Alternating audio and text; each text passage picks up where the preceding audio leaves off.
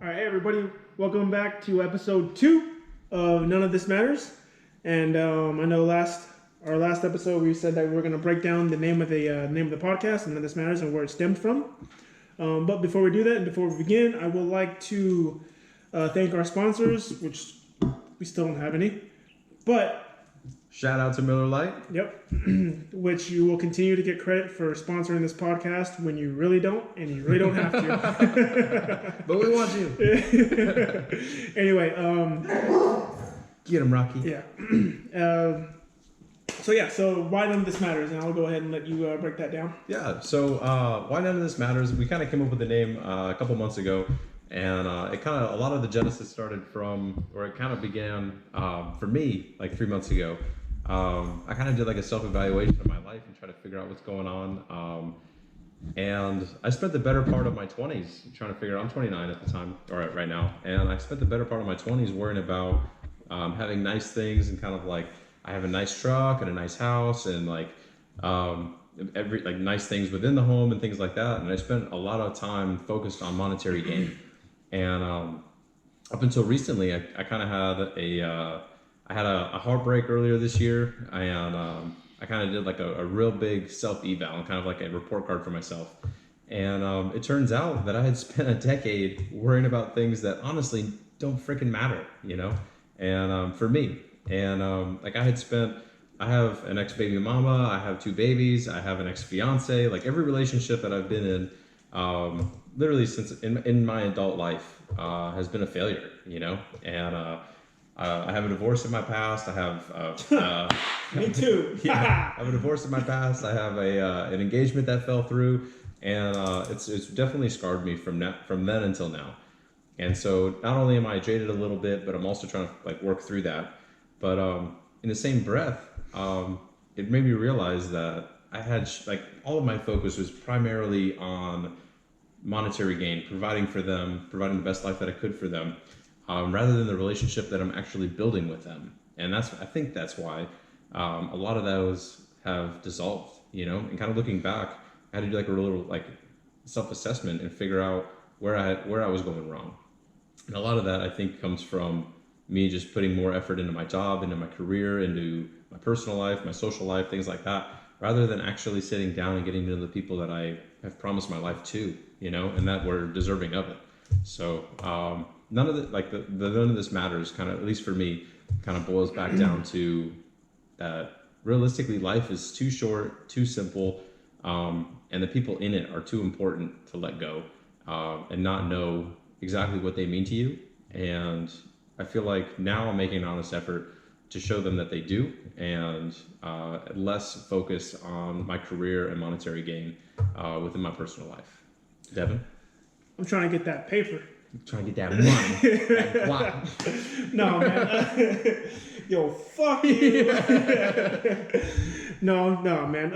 I agree to a certain extent, right? At the end of the day, your homes don't matter. Being materialistic doesn't matter. It only makes you really, like, if you're really seriously a materialistic person, then you're probably a piece of shit. Sorry. You really don't know how simple you are until you really don't have anything, right? I remember as soon as I got divorced, never mind. Hashtag me too. Yeah, you know what? Speaking of me too, I guess we'll talk about that later. No, I mean, I've been divorced before, and I remember when I got divorced, you know, I gave my ex-wife everything. She fucking took the dog. God damn. It's a country song over here. Yeah. I mean, she took everything. The only thing that I took was my vehicle and my clothes. And I started from scratch. And I was giving her so much money. I was giving her so much money in child support, and then as well as in post-separation support, well, considered alimony. So I was giving her a lot of money. So I really hardly had any money for myself. I mean, I was eating at the dollar menu at McDonald's. Chorizo and eggs. Yeah, for real. Hey, you go to Walmart. You buy the canned beans for $2. Then you buy the packaged tortillas for $2. You got a meal for about a week. Boom. But no, I mean, so being simple and having nothing, it humbles you. And not to mention, like where I grew up not having much, and I got to witness. I know my mom got a shout out. Last podcast, shout out to mom. What's up, moms? I saw her work her ass off. She would put in fucking work. I mean, and then she'd come in and she'd come home to a fucking asshole of a son sometimes, and she'd put it in work on me. I remember one time my mom beat my ass with a football cleat. I don't blame her at all. Oh my god. Good. Anyway, yeah. Shout out, mom. Thanks. That's why I have a gimp when I walk. But no, none of this really matters at the end of the day, and not to mention at the end of the day, also what we're doing and what we're saying. Even though we're talking about controversial topics, did I say it right that time? Controversial, yeah. Controversial. However you want to, yeah. Yeah, controversial. Tomato. Yeah, even though we're talking about controversial topics, depending on our outreach, really none of it really matters because we're going to get people who disagree with us and people who are going to watch us if we, let's just say, we do happen to get very popular. People are going to end up watching us, and they're just going to watch us fail, and they're going to watch us to criticize us. So what we say at the end of the day really doesn't matter. Right. Out of respect, I think that I applaud people that disagree. The reason being is because that's how problems are solved. Like one person has one perspective, the other has a different opinion. This person sees it this way, this, that, and the third. And I feel like that's how you make progress. Not only do you raise awareness and association from like, hey, like this person thinks this way, but maybe they can bring something to a different light that we didn't see beforehand, and maybe we're able to provide the same. And that's kind of like why I think that none of this matters is because honestly, like if my opinion is different from his opinion, it doesn't mean that we can't be friends. You know what I'm saying? Like we just see something differently. We see it in a different light. And that's kind of the benefit of this channel is that we're able to do that, highlight those things and then take feedback and maybe adjust our opinions. So maybe you guys can learn us something. That'd be pretty sweet. And that's the thing too, is that's another part of being an adult. I think that's one of the main issues in today's society is people believe just because you disagree with somebody that you have to fucking shame them and you can't be friends with them, you can't associate with them whatsoever. Hey, if you disagree with somebody on one certain topic, all right, so be it. There's a buddy of mine, a really good, he's a good friend of mine, and we disagree on about 98% of politics, about really important issues. But you best believe that we can go to a fucking bar and we can fucking kick back and have a beer. Like, that's not going to change. Like, I like him as a person. He can't shoot for shit, as in, like, basketball. Like, he likes to think he's all right. He's got a loud mouth, too. Buckets. Yeah, but he's not whatsoever. Hashtag Devo. Shout out. Yeah, but hey, he can't shoot for shit in both regards. But no, I mean, like, you guys, like, we're gonna be able to sit back and relax and fucking chill and talk, and we're gonna disagree about 98% of the shit that we talk about, but we're still friends, and we can still be what's the word? Like, we can still be fucking like cordial to each other. Yeah, you guys can still hang out. It's because we're adults. That's what being an adult is. That's what being an adult is. You're still cordial to an individual. Granted, like if that someone threatens your spouse, your kids, then yeah, by all means, fucking knock that dude's teeth out. But if, as opposed to just regular topics, then yeah, I mean, you're being a fucking adult. Absolutely, you got to appreciate the person and their perspective. Absolutely, yeah. And that's how honestly, I feel like that was something that I had to learn. I honestly, like after my failed marriage, I had to do a lot of a self-report card again, and I feel like the next person that I was with kind of got like a better version of me, just because of that report card. So I highly suggest being able to do that, and take an honest look at yourself. But also, I feel like you have to respect that person and their opinion, whether you agree with it or not. The person standing behind that opinion or that perspective needs to be respected, just as you want to be respected for your opinion and your perspective, right?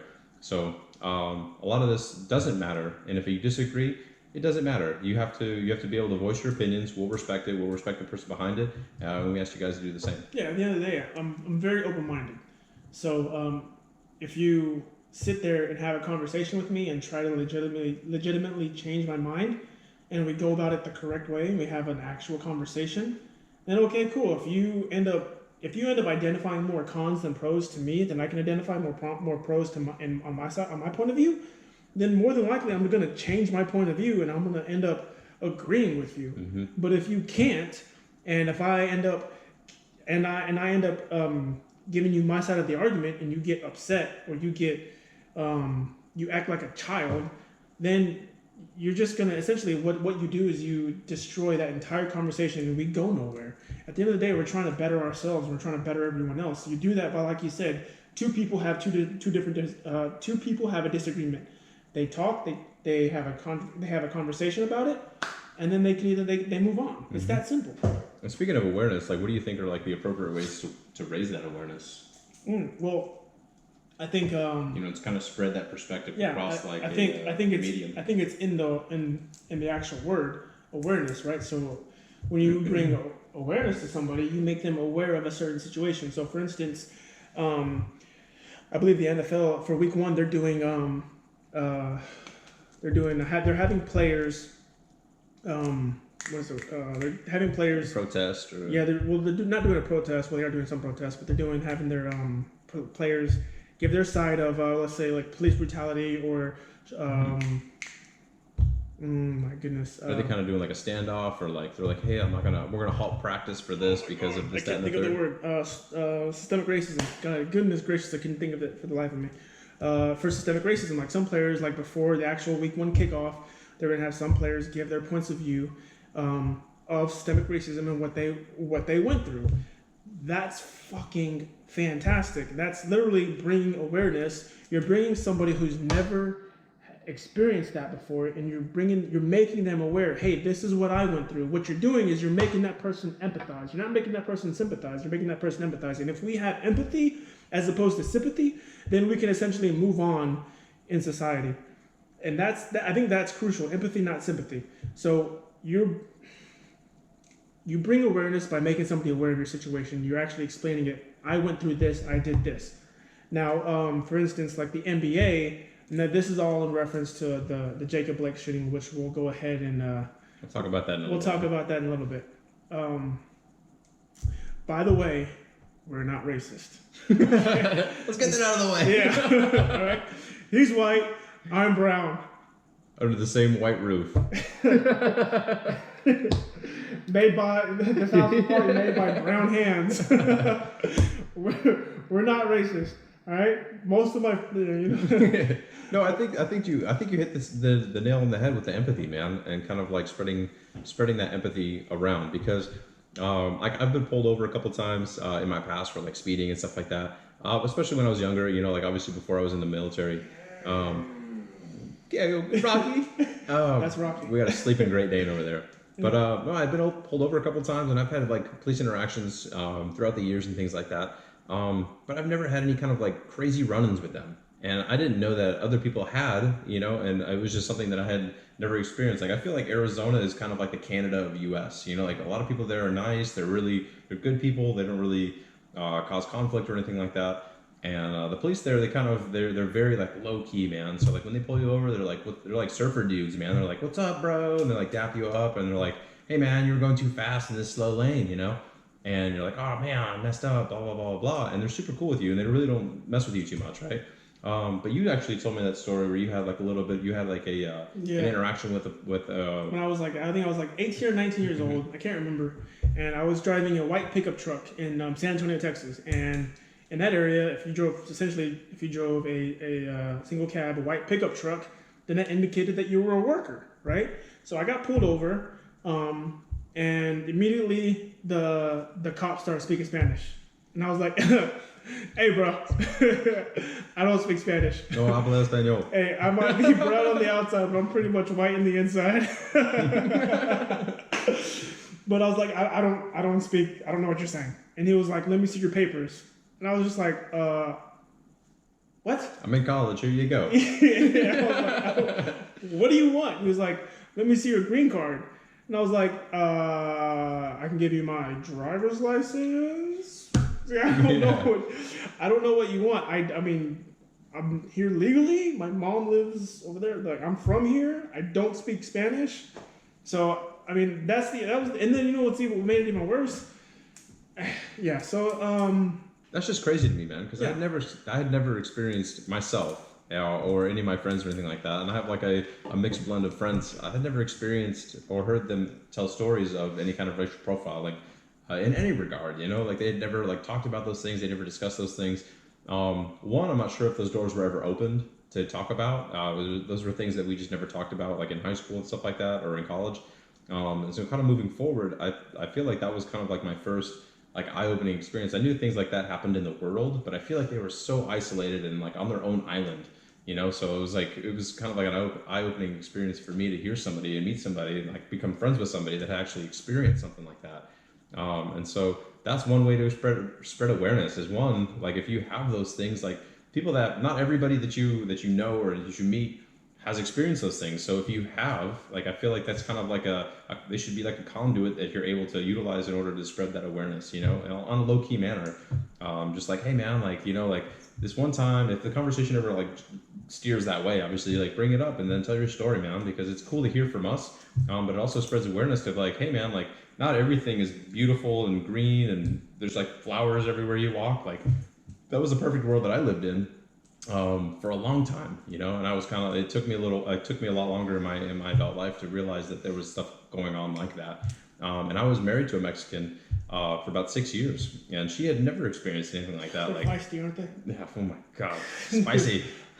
But, Anyway. shout out. But, but no, like I had never experienced things like that. And so it was crazy to hear that from you, man. And, you know, not only am I sorry to hear about that, man, but, you know, I wish I could go back in time and at least like, remedy that situation, man, and at least like, you know, at least spread that awareness, you know, for other people that have not experienced anything like that. It's definitely something that you should at least look into and kind of research, man, because it makes you smarter, it makes you better, and it makes you aware of what's going on with your friends, you know. And it's good to know. Yeah. You know? Again, we're spreading awareness. You make people aware. Like, it is what it is.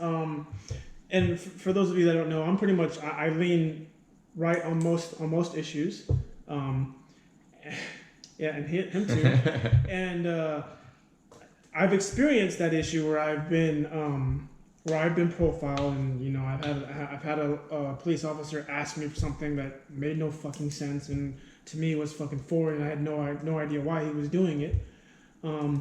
But at the end of the day, like I see shootings like this Jacob Blake shooting, and I understand, like, okay, I can still have the chance to be objective, but okay, well, what exactly happened? You can't judge anything until you have all of the facts, and if you do, then you're an asshole. I'm sorry. You can't simply judge something, and you can't comment on something and be like, oh, well, he did this because, especially calling somebody a racist now. If you call somebody a racist now, that's fucking huge. Essentially, especially with today's cancel culture. Well, it's always been huge. Yeah, it you is. know? Okay, it's a bad label to put on. It is. But I feel like it's more highlighted now than it has been before because of social media. I don't think the detriment is as bad, and I feel like it's more loosely used now. Okay. Because it's a tabletop name. It's a tabletop brand, and I feel like people are overusing that term in an effort to simply win an argument. Yeah. Okay. That's the thing, man. Because in my experience, like I've been called a racist or like been insinuated that I was a racist. Fucking knew it. Yeah, man, and it's crazy just because like I appreciate all opinions. I appreciate all people, man, and I don't have any issues with anybody other than if they're just like flat out wrong and accept to be wrong and they want to continue to be wrong, right? And so I feel like I get a lot of weird like innuendos or insinuations of racism just simply because I have a different perspective or a different argument, or I want to counter argue or play devil's advocate for a situation in which they found themselves. And you know, heaven forbid you fucking play devil's advocate just to play devil's right? advocate. Just because like, hey man, like this happened to me, but I think it was because I'm brown or because I'm yellow or because I'm purple. I feel like I argue the situation rather than argue because of the person, right? So like when I look at somebody, I see them as a person, and I'm like, if I were to do that, or if anywhere a normal rational person would have done the same exact thing, would the outcome still be the same? And that's where I draw the line, is like, this is what rational is what like normalcy is, and you veered off of that, and that's why I argue this, right? And sometimes they're like, well, it's probably because I was white, or because I was Asian, or because I was black, or because I was Indian, or because I was this, that, and the third. And I don't feel like that's the case. A lot of those times is because of the way you perceived yourself, or you exposed yourself or presented yourself to that person. You just came across hostile, and then hostility breeds more hostility. If you're going to be super nice to somebody, it's hard for them to be mad at you. Like, that's like interrogation tactic 101. Like, you control the situation with yourself, right? So you get to control the tempo, you get to control your face, you get to control you. They are trying to manipulate you. So the more power that you give them, the easier they are to pull the strings as a puppeteer, right? You're falling into that. You're falling into that trap, man. So if you're like, like if you get pulled over by the police, and even me, like I like my dad was a police officer for like 20 years, man, and I still everything he tells me, I'm like, all right, do this, that, and the third. And I tell you what, every time I get pulled over, I get pulled out of the car. You know what I'm saying? I get pulled out of the car. They talk to me for a little while, and I figure out what's going on. And I'm like, all right, cool. Like, I messed up, man. Like, And they're like, don't do that again. And then I don't do it again. And but yeah, man, I just feel like the way you present yourself definitely dictates the outcome of all situations. Like, you wouldn't go on a first date and be super hostile. Why would you present that to a stranger that you don't even know? You know what I'm saying? Like, it doesn't make sense. Unless you're guilty, then you're just literally pleading guilty by your actions. Yeah, that's true. And then I know, this is, kind of off topic, but this is a key reason why you need manners within the home, right? So if your children are grow up to say yes sir, no sir, yes ma'am, no ma'am, yes no ma'am, yes ma'am, no ma'am, is what seems to be lost for Mr. Problem. Thank you, Tito's, for sponsoring us. We appreciate it. If you say yes sir, no ma'am, fuck y'all get what I'm saying, all right? Then let's just say when they encounter an officer, they're gonna respond with, okay, yes sir, yeah, yes sir, yes sir, no, we didn't do anything, yes sir, no sir. You know what I mean? It's like that when you appear. Apparent sincerity. You ever heard of that? I know you have. Yeah. Yeah, that's a plug. Apparent sincerity. If you appear sincere, then the person on the opposite end is not going to assume anything that you've been doing anything wrong. But at the end of the day, also, a lot of people also believe if you haven't done anything wrong, then you shouldn't be talked to, and even if they don't have that apparent sincerity, and there's no reason. I'm not doing anything illegal. Fuck you. Get the fuck away.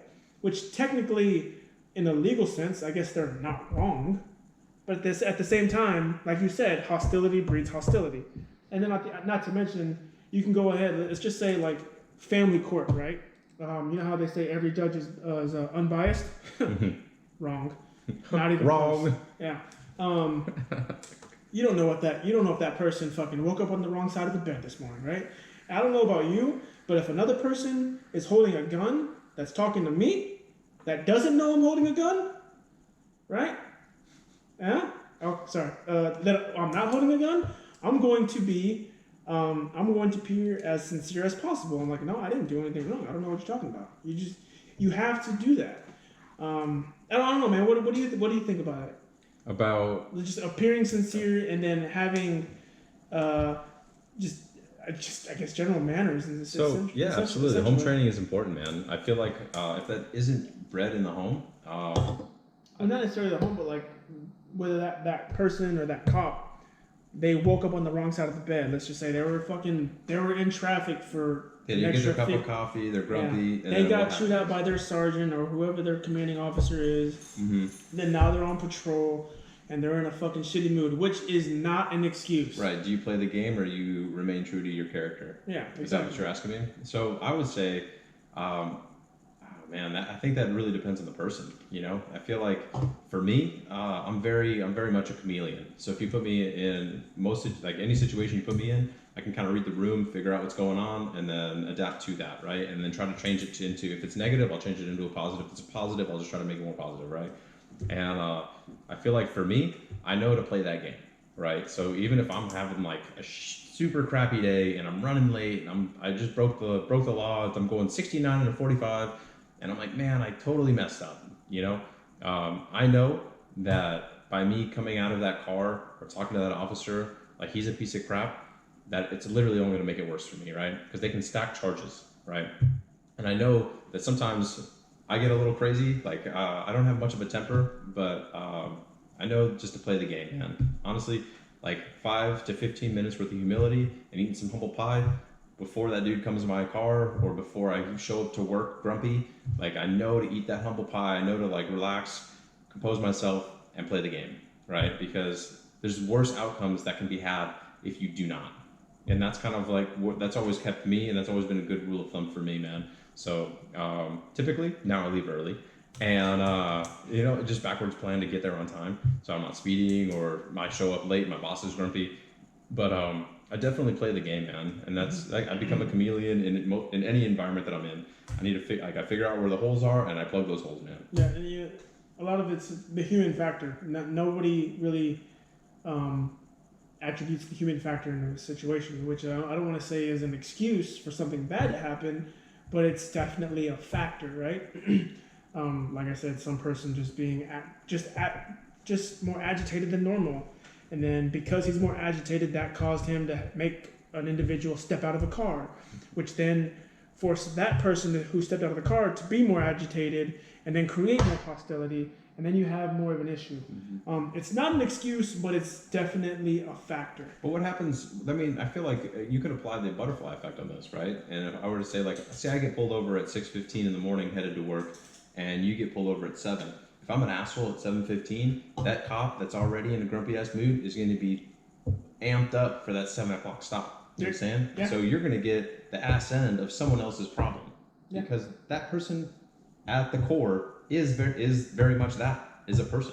They can't just, like, as soon as that window goes up and that car drives off, they can't just, like, shred whatever just happened. They dwell on that, they deal with it, and it takes them time to calm down and present a better professional them when they go to the next person, right? Because essentially it is an assembly line. They're always looking for people that are breaking the law so that they can, create a cohesive environment for us to live in. And so if I'm a jerk at 6:15, you're catching that pissed off cop at 7. You know what I'm saying? So I feel like even if you do get a ticket, man, or you do get pulled over, or you get some sort of adverse reaction from that police officer or boss or teacher or whatever at this time, like it shouldn't detract your character. You shouldn't let any kind of situation detract from your character and your moral compass in an effort to simply just literally get out of a ticket, or like that's not you shouldn't have to sacrifice you to just be a good person, be a jerk. I feel like just be good, just man. Be a like decent person. Like that person has a family. That person is somebody to somebody. Even though they may not be somebody to you. Like, and I feel like that's the same thing for the victim and the perpetrator. Like that, those two people are somebody to somebody. And by you getting out of the car, you're disrespecting somebody's dad or somebody's husband or somebody's wife or somebody's mom or somebody's grandpa. Like, no one has that right to disrespect them, right? Because that could be your dad, that could be your mom, that could be your grandpa, that could be your grandma. And you wouldn't want them to go to work and feel that, right? So you might as well pass on that kindness and figure out, like, all right, man, like I did mess up, like this, that, and the third, and then move forward from that. But that shouldn't detract from your character. You should never veer left or right of your character and your moral compass to always do the right thing. Mm-hmm. All right. Speaking, you said assembly line, and it made me think. Let's just say, law enforcement training, the actual training that they're getting is probably realistically not adequate to what they should be receiving, right? So I know you spoke of about the Tucson law enforcement, how they're just getting 2 days worth of training. Right. How is it? Do you want me to speak on that? Yeah, go. Yeah. All right. So I previously lived in Tucson, Arizona for the better part of my life, and the location that they train at and that they qualify at and things like that, I was very much an advocate in, and I would go there often and I would see them qualify and stuff like that, right? And this is no jab or anything like that at TPD, but their training and their qualifying and things like that are not to par, right? And I'm not a marksmanship expert by any standard. I literally shoot on my off time just to remain proficient, and that way I'm like you wouldn't have a hammer or a screwdriver and not know how to use it, right? And I feel like the same thing with gun rights and gun responsibility. Those things go hand in hand, right? So when you purchase a gun, you also take on the burden of being responsible with that tool, right? And so I make sure that I get out there as often as possible to stay proficient on that. And then, anyways, seeing them doing their training and things like that, just as a civilian, I noticed a huge deficit in the training that they're receiving and then the qualifications that they have to do either quarterly, semi-annually, or annually in an effort to maintain proficiency on their firearm, right? And I would see them go out there and essentially just blast out their 4 mags or their 5 mags and walk away, and they're kind of just chilling and chewing the fat with their boys in the waiting room for the remaining time. But they would only get 15 to 30 minutes on their like time on gun, right? And for me, I feel like if I only do that once or twice a year or quarterly at best, my proficiency is severely degraded. So instead of shooting something that's like the like a at 10 yards, typically, I can shoot something that's like the size of like a plum. That would definitely spread open over time. You know what I'm saying? Just because you wouldn't know what your natural draw is, you wouldn't have your natural point of aim, you'd lose tool proficiency. And that's something that I noticed literally just like person to person in first person viewing that was a huge deficit in that police department. No, I agree. So the moral of the story here is, if you're going to commit a crime and make a police officer draw his weapon, do it in Tucson, Arizona. Not going to hit you. False. Just kidding. No, but you're absolutely right as far as the training and adequate training. I especially because I see online this whole defund the police. Well, how about adequately fund the police, or how about you fund them more? Not necessarily fund them more, but have an auditor have someone audit their actual funding. What are they using it for? Are they using it to spend for, like, should SWAT teams have fucking Gucci gear and fucking fries? I mean, they're the cool boys. I mean, yeah, but do they really need them? If they're doing like CQB on a semi-regular basis, why not? Yeah, I mean, depending. Yeah, if they're doing it regularly, then yeah. But does every single SWAT team need an ops corps helmet and a fucking a crime precision plate carrier and a battle belt? They're the cool boys. Rule number 1 in anything that is in special forces or special operations or anything that is outside of the herd. Always look absolutely. Cool. Yeah, okay. Rule number 1: look cool doing it. Even if you're fucking up, look cool doing it, brother. Fair enough. But realistically, have someone audit their funding. What are they using it for? Are they using it appropriately? And if they're not, then that's when you need to actually take action. Mm-hmm. I think in New York they recently banned chokehold. Police officers can no longer use chokeholds against detainees, perpetrators, whatever, however you want to call them. Yeah, criminals. There you go. Yeah. Against criminals. Huh. Strange word. Anyway, they can't use a chokehold. You know what? If not everybody, probably not everybody's, not hardly anybody's listening to this, but anyway, look to up our 12 viewers. What's up? To our 2 subscribers. What's up? Look up Henry Gracie, and if you don't know who Henry Gracie is, and you don't know the name Gracie, and you don't believe that the Gracie family knows what they're talking about in reference to chokeholds and any form of grappling, then you're a fucking idiot. Sorry. Henry Gracie gives this, and the Gracie family, they give this great breakdown on the difference between vascular neck restraints, and actually a chokehold. So a vascular neck restraints restricts the airflow of blood to the brain. 6 to 10 seconds, that person is out, right? The blood flow. What did I say? Airflow. Blood flow. What seems to be the problem, Mr. Officer? Anyway, yeah, restricts the blood flow to the brain. Excuse me. It restricts the blood flow to the brain, and in 6 to 10 seconds, that person is out. It is completely safe.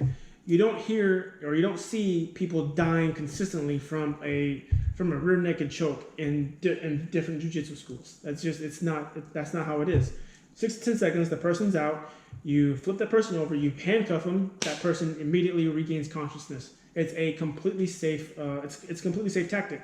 The key is having adequate training and proper training. So if you're gonna have someone do some sort of jiu-jitsu training for a law enforcement academy once every 6 months, like you're saying, that the same amount of training that they're using for their pistol, that's completely wrong. Realistically, more than likely, a law enforcement officer, depending on the location, is going to get into a scuffle more often than not, than actually draw their weapon. So if you want to do it percentages wise, then they probably need to do more jiu-jitsu, especially especially like how Henry Gracie and the Gracie University, how they do it. They do it as they make law enforcement officers come in and they have them roll around with their actual kit with what they're wearing, because if you this whole thing, practice as you fight, that whole thing, strange, it kind of has a real meaning, but they get familiar to actually rolling around and grappling with how they would be as if they were actually to come in contact with somebody when they would need to use it. And what they do is they use non-lethal means to Like subdue. Yeah, to subdue. Thank you on that. To subdue somebody, and then you handcuff them, and then that's it. It's over with, and it avoids an entire mess of something like we just recently seen throughout all social media. Absolutely, I think that a police officer's main goal should be to leave their pistol holstered, right, and be able to either talk the person down or manhandle them down. I'm going to say manhandle very loosely, essentially restrain them in the event that they're acting hostile. But once the officer has hands-on with the perpetrator or the suspected criminal, I feel like they should know exactly what to do. And even something as simple as you don't have to send the entire force to that. Send the person to go learn what the proper techniques are. Send one person out there, a trainer that's going to go learn that stuff, take all the notes and stuff like that, and then bring it back to the department, right? And what that's going to be able to do is if I learn a method, then I can teach him. And I can grade him and be like, hey, this person knows exactly what to do. So don't go on the airway, go on the vascular, right? So you want their neck in the basically like the apex of your forearm rather than the forearm on the Adam's apple. So something as simple as that It saves a life. Save a life and save the second and third order effects that happen from misuse of physical contact with somebody that you didn't even need to do that to. You know what I'm saying? So I feel like there's a lot between A and Z that can be explored in the avenues of one, saving money for the department, but two, also in the awareness that we already talked about, and then the safe restraint of anybody that's violating laws that needs to be restrained. No, yeah, you're absolutely right. You hit the nail on the head when you said a law enforcement officer should strive to keep his pistol holstered regardless, throughout his entire shift, right? We look at the Jacob Blake video where the officer shot the dude in the back 7 times. 7 times in the back is excessive. I think we can both agree. Yep. Right? Typically, most encounters with a firearm are rules of 3. So 3 rounds, 3 meters, 3 seconds. Yeah. Perfect. So one could argue that that person was on the hunt, right? Who was trying to kill somebody 7 times in the back. Or actually, I don't think that person died. I think Jacob Blake is actually just paralyzed now. One argument could be where that person was actually on the hunt. He was looking to kill somebody. And not to mention that the person that he tried to kill or paralyzed is African American. He is black. Do you want to give the counter argument to that? Yeah, I feel like there's multiple avenues of approach to that whole situation, right? So most arguments that I have, I can say that there are 3 perspectives in that argument, right? Well, that person, the other person, and then what actually happens. With this situation, I feel like there's 18, right? So you have multiple people involved. You have the police officers involved. You have people like the onlookers and stuff like that. You have people videotaping, things like that. But I feel like there's also things that don't come into light when it comes to any kind of police response to civilian affairs, right? Like what intel or what information was that officer supplied? Was like no one knows what's going through the eyes of that shooter at the time that trigger's pulled, right? So the way he's seeing things and the way that his brain is calculating the threat provided by that person is literally between him and that person, right? It's an intimate relationship that they're having at that time, right? And they're trying to figure out what's going on, what's the appropriate means of action to subdue this person, get them into custody, and resolve the situation in a positive manner, right? And I feel like that police officer, he showed me the video. I didn't get a chance to watch it until he showed up. There's 2 different perspectives on the video. There's one perspective from that I think everybody's seen where Jacob Blake opens the door, and then there's another video where the person is on the other side of the vehicle. Mm-hmm. And it's kind of like the benefit of 2020, to be honest, because a lot of people are very, very like camera friendly, right? So as soon as something's going down that seems a little bit, even like remotely sketch, cameras are coming out, people are videotaping, which is good and bad. But we'll get into that another time. As far as the Jacob Blake shooting is concerned, I feel like we don't know all of the details. But what we do know is that, in my opinion, and I'm going to side with Devin on this one, I do think that it was an excessive use of force. I feel like that any kind of shooting that occurs in the back is not justified. And the reason being is because that person was either trying to get away or that person was not actively pursuing you, aka the shooter, right? And that's something that, like, even here we have in North Carolina, we have, I can't remember what it's called, it's like the castle law or something like that, right? So if somebody were to break into your house and you shoot them in the back, guess what? You just violated the law. Yep. That's because that person is exiting your home. But if you were to catch them in the side, you catch them in the front, completely justified. It's a justified shooting. You did what you were doing. You protected your life and your home, and that's okay in the state of North Carolina. And I feel like the same thing applies in that situation, very much so, because that person wasn't causing harm to that police officer or even touching that police officer in the time that the trigger was pulled. Yeah. And also 7 rounds into a person. And I will caveat and say that unless they're on like PCP or something like that, 7 rounds into a person is excessive, because typically, and with a well-placed shot, typically it only takes 2. So there should not be any kind of that's excessive, man. To pull the trigger right. 7, that's inexperience. That's horrible training. That's bad training. It's improper horrible training. And here's the thing: lack of training at best. And here's the thing too: is guess what? If that person had adequate training, and let's just say jiu-jitsu, that person could have restrained that individual correctly. Let's just say he puts him in a rear naked choke. 6 to 10 seconds again, that person is out. And guess what? He lives to fight another day. The guy. You don't kill somebody. You restrain somebody. You properly restrain somebody. You handcuff them, and then guess what? It's over with. That's it. It's done with. Not to mention, this is also we're filming this podcast as of 30 August 2020. We don't have the body cam footage, right? At least maybe it's out there today, but I haven't seen it, and you haven't seen it. So we do not know if the body cam footage will show something. Yeah, will show something different to where that officer fired 7 shots and it was actually justified. We cannot speak on that matter, but what we can say is typically 7 shots in the back is unjustified and it's unnecessary. But like I said again, adequate training. Again, this is crucial. Jiu-jitsu. It is a massive. It is a. I would assume that it would be a law enforcement officer's best friend. You're more likely to get into a scuffle with an individual than you are to draw your weapon. If you can get into a scuffle, hold your own, and actually restrain somebody. Restrain somebody. Oh, goodness gracious. Oh, man. Restrain somebody. Huh? Said Tito's. Yeah. Oh, goodness gracious. Yeah. And you can restrain someone, then you're doing your job effectively and efficiently. I don't know. I feel like you're holding your own. Something that I didn't think about at the time that we were looking at the video, but it's kind of coming back to me as I'm replaying it in my mind.